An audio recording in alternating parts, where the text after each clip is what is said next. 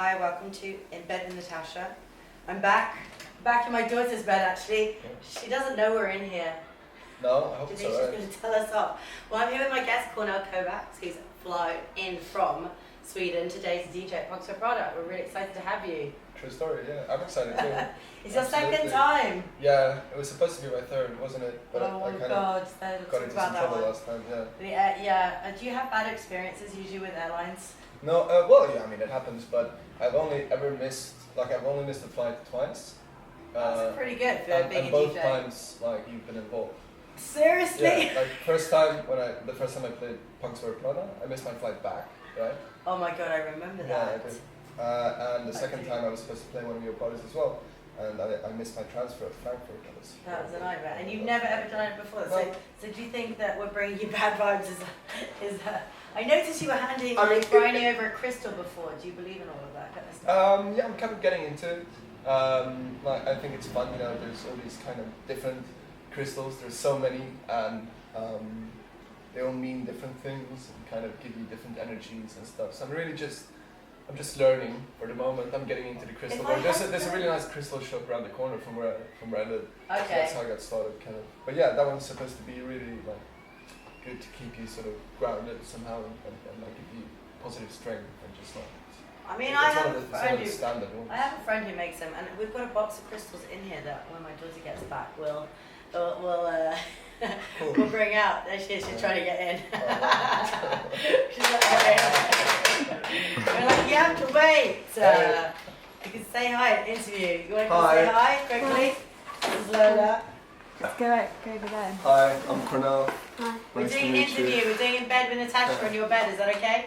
That's fine. Yeah. Thank you. Don't look at my hair when I go back. Okay, alright, then we won't look at your hair.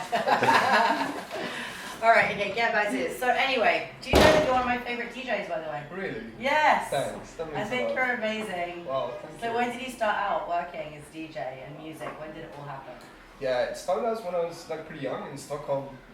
I was around 12, 13. I just got really into electronic music and like drum and bass, jungle and bass. But what music were you listening to before? Were you listening to rock music? Yeah, I mean before that I was listening to a bit of everything really. I was really there was some electronic music quite early in my life because like my parents were into Kraftwerk. Okay, and alright. that sort of thing. So I would listen to like this one album, Computer Libre. Yeah, I love that album. Yeah, it's my favorite album still. So I had that playing through my childhood, and maybe that kind of led to something. I don't know. But yeah, it was did like. you get really? Are you one of those like kind of into computers, programming? Were you inspired also by that? Well, yeah. I mean, I was a bit of a nerd. Like I was really. Because I think a didn't lot have of many DJs friends. are a lot quite nerdy. Yeah. I mean, I didn't have lots of friends or anything. I mean, I had a good childhood, but I was like a bit of a loner, and I'm like an only child. Well, actually, I had a sister who I'm very close to, but I grew up as an only child. Okay. Because she was in Hungary, I was in Sweden. Okay. So I just, and the internet was kind of a thing that was happening also like in the mid-90s. You could like access information in a new way. So I was just really just getting into it. Just music, just buying records from all my money. I mean, I guess it's a pretty normal story of like how people get into music. But it was like, it was the right time for like electronic music in general. Like the mid-90s were a really exciting time. It's still a very exciting time, of course, but like jungle and drum and bass was such a sort of singular thing. Yeah, I know. And I was 12, 13 and had lots of free time, and I was super easily impressed, I guess.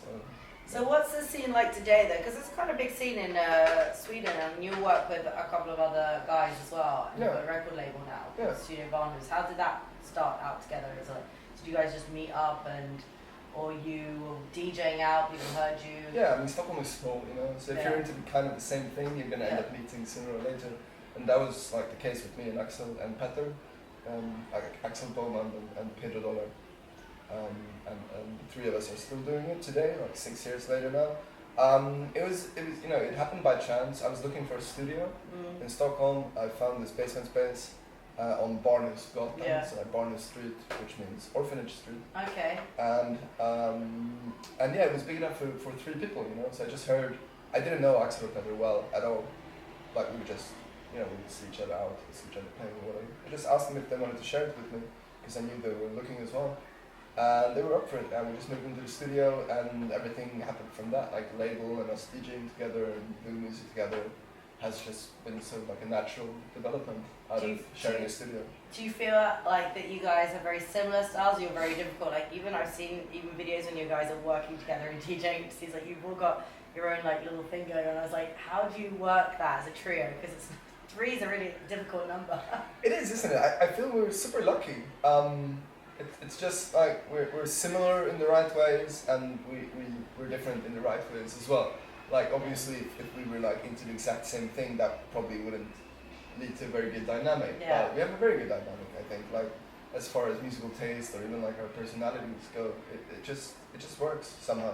I don't want to like overanalyze it too much. No, but there's no like weird competition between you guys, or there's like some healthy competitiveness to a certain extent. I mean, but we help each other as well. You know, we help each other. We give each other feedback on music and stuff, and like somehow, you know, it all makes sense when we DJ together. You know. Yeah. It's really fun. But you DJ a lot on your own, and you also book DJs. I mean, I've noticed that both of you have had to do that as well. Yeah. You book DJs, so you do a promoting job as well, and then producing. Obviously, you've just come out with your EP. Yeah. So tell us about that. About what? Your EP. About my EP. Okay, cool. Yeah, it's called Nincs EP. What's the name from? Nincs is a Hungarian word, which is Okay. apparently unique to the Hungarian language. Yeah, It means. I couldn't So work out it's a the word name. that means there is no or there is none. Okay. But like if someone asks me like, is there coffee? I can just answer Nincs in But Hungarian. no one knows about it in Hungary though. About They the use- record. No, about the word. they use it. They use Outside it. of Yeah. of course they use it. Yeah. Yeah, it's a common Hungarian Okay. word. Yeah, but and I just actually my father came up with the title. Oh really? Yeah, I just asked him like, we mainly communicate on the Facebook chat these days. So I asked him there like, what I'm looking for an EP title. Can you give me any suggestions? Because I'm into like Hungarian titles because they look weird and no one can pronounce That's so them. cool. So it's just like my last track, Szikra. That's also a Hungarian I word. love that track. Thanks. Cool. Yeah. I'm So- glad to hear that. So yeah, it's 4 tracks. I've been working on them for quite some time. I've finished like a whole batch of music this winter, Mhm. and this is the first to come out of that. Then I've got another 4-track EP coming on Numbers, which is a Okay. UK label, Yeah. and then some tidbits like here and there Cool. over the summer. Yeah. So it's like, what was the question? I just said what I was asking you About my it. EP, Yeah, I'm about super it. proud about it. I really like the artwork. I really like the 4 tracks. You know, it's out there now. It's weird when you release something. It feels a bit empty afterwards. Like if you really put sort of your soul into doing something, and now it's just like it's like out there. I can't change it anymore. It's like up to other people. What's Sure, gonna of happen. course. That's a weird feeling. Yeah, of It's course. weird. And you just have to like go back to the studio and just do But, it but all I again. suppose it's like that's about working and then producing more stuff all the constantly. So in terms of when you're like making your music, producing, where's your inspiration mainly coming from? Is that always from electronic music or from other things as well? Like around No, you? like of course it's not always from electronic music. Like that's the most boring music. That's just it's like the most boring electronic music when you can hear it's just like it's just genre based. Like okay, so someone is trying to make a techno track. Like congratulations, you succeeded in making another techno track. Now there's one more techno track in the world. That's great. Just what we needed. No, I mean I don't know what inspires me. It's a hard question to answer. Like I try to sort of convey some sort of emotion, like, and whoever listens to it or dances to it might get a completely different emotion, or maybe no emotion at all. Like that's fine, you know, it's not for everyone. But for me, they're kind of each track that I release, at least that I succeed with, I'm happy with. Like relates relates to a memory that I have, or a place, or some fantasy, you know, even some thing that doesn't exist. So yeah. So when you're at home, do you listen to music? And what music do you listen to? Yeah, I've got like I got most of my records in the studio, Okay. and like the majority of my record collection for sure is like dance music. Okay. So for DJing, you know, and that's where I keep it in the studio. But at home, I've got like a pile, like this big maybe. Yeah. Like that.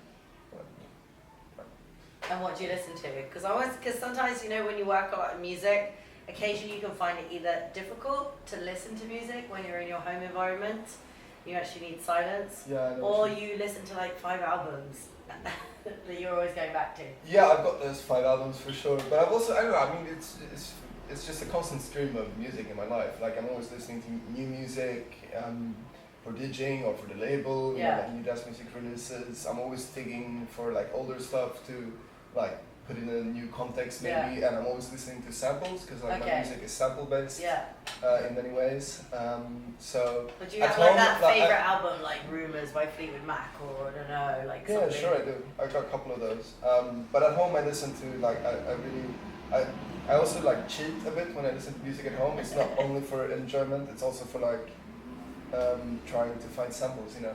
But if there's one album, like the one album that I definitely listened to the most over the last years, since 2003 when it was released, I've been listening to it constantly since then, is Radio Amor by Tim Hecker, who's this ambient sort of noise producer. Zone out. Yeah, it can be really intense if you wanted to. Like I can just focus on it totally, and like you can listen to it, experiment with different volumes. It's very different if you play it loud or silent, and you can also like zone out to it. It's perfect for like airplanes or whatever. So for sleeping, basically. Yeah, I can sleep to it. I don't really like sleeping to music though. So how about DJing? How much do you enjoy it still? I mean, you've been DJing for a long time. I just keep enjoying it more and more. Really, even more? Do you have like special places where you just love to play, like local places or certain countries or crowds that you like best? I'm still like having new experiences all the time, you know, and still getting better and better at it, I think, as well. And sort of, it would be hard, like it's hard to say what my favorite place or club is, because I'm sure I haven't had my best gig yet or played my, you know, or played at my favorite club yet. I really liked, like a recent thing was Hinterhof in Basel, in Switzerland. Wow. Just amazing, really good club. Like if you're ever in Basel, go check it out. It's kind of not somewhere I guess you go for the art festival there, but exactly. Otherwise, it's it not might something be the you main think thing about there. going. But just a beautiful club. Like really, I like sort of simple clubs. You know, it doesn't take much. Just good sound system, and relaxed, good crowd, but this place had it all. Like really great sound, really nice place, like wooden floor, and a great bar with really good cocktails. That's cool. And great lighting and everything. But it was mainly the crowd. Like it was packed and everyone was dancing, but there was also this sort of really relaxed vibe. I like that. People weren't like too fucked up. Also, it's quite Scandinavian though, isn't it? Yeah, really? I mean, Switzerland is a bit Scandinavian. Yeah, it is. I was going to say, that sounds very Scandinavian. Basically, you like your roots. But for something not very Scandinavian, basically, it's not very English, is it? Like, people not I love playing English. People are usually having a fight somewhere in the club. There's always one at least a night in England. You know what's unique about British crowds? I've noticed that the most fucked up guys, like the ones up front at the DJ booths, like shooting their faces off, are also always the most sort of well-trained, fit guys. Like, I know. That's weird, because usually in other countries, people who take lots of drugs don't have like really big, they can't even make healthy bodies. Sort it out. I don't get their lifestyles. I don't know. How do they work out? Yeah, probably drink loads of Red Bull. But I was gonna say I was in Brazil over How was that? and that was also the same thing, because like everyone dances at Brazilian parties, like even the staff is constantly dancing. But it's not like always full on. It's just everyone is sort of like. There's like a medium. Exactly. Going for it and enjoying it. They're like talking to each other while they dance. So a bit, I see like that kind of like almost daytime vibey, kind of like going to evening, just enjoying yourself, but not like going for it like crazy. Oh, I like that too. Maybe it's just like right now in the we'll sort see of what the crowd's gonna give tonight. Mood, like I'm in a child's bed, aren't I? Well, it's quite relaxing here though. Yeah, it is. It's sunny outside. Alright, well we're looking forward to tonight then, basically. Yeah, me too. I think I wonder what the crowd's going to be. They were quite active last time. Well, I'm going to be dancing more anyway, so. Yeah. No, I think I'm gonna have a good Italian dinner, get some You know, I have to say one last thing before we go. Like, you have a very particular style when you DJ. I even like the way you move and really get into the music. Have you ever noticed, has anyone ever said that to you, or you noticed that? You're like really, really into it. You're dancing a lot, I like that. I think it's cool. Good. Just means that you go right into what you're doing, like you lose yourself in that moment. Yeah, I was so drunk last time I played here though. It's really bad. I don't know. We saw a video of you doing that as well at Sonar a few years ago as well. We might have been drunk there. But we'll see tonight anyway. Thanks so much. Yeah, but of course I get into it. No, it's you it's too, but important. that's the whole point. Never isn't it? trust a DJ that doesn't dance. Well, that's why I said you're one of my favourite DJs because Thank you. you're fun. Okay. DJ's got to be fun as well, right? Yeah, You know. I think so. I mean, okay, I don't want to say every DJ has to be fun because not every type of music has to be fun, but when you're playing a club night, No, but like a party, boring person can be fun too. Like Yeah, that can exactly. be fun in itself if someone is super stiff and like I have a friend who's a really big sort of new techno guy. I don't want to say his name, but he played here in Milan as well, and he's like he plays really sort of super funky, really intense music, and he has this total poker face when he's playing. Like he doesn't move. He only moves his body. It's like very sort of slow and careful in his movements, while the music is like super intense and really sort of, and everyone's going crazy around yeah, him, and he's and just that's like also like composed. a thing. I guess that's his thing then, isn't it? Yeah, I think If he can it's manage to stay that still, because I wouldn't be able to. yeah, that's what like fascinates me. Like how can you manage not to move? Like if I hear good music, I just move involuntarily. It just happens. Like Right, I have we're to gonna keep really on some concentrate moves to then. not move. It's like easier to dance at that point than it is not to dance. But yeah, he Well, pulls it off. I say you let yourself go tonight. Okay, Go okay, for yeah, I'll do my it. Go best. for it and enjoy yourself. Yeah, Then we'll thanks. enjoy it. Thanks so much for coming here. Thank you for having me. Right, thank you. Bye. Okay, Yes, do this, like ciao. that. Ciao. Ciao.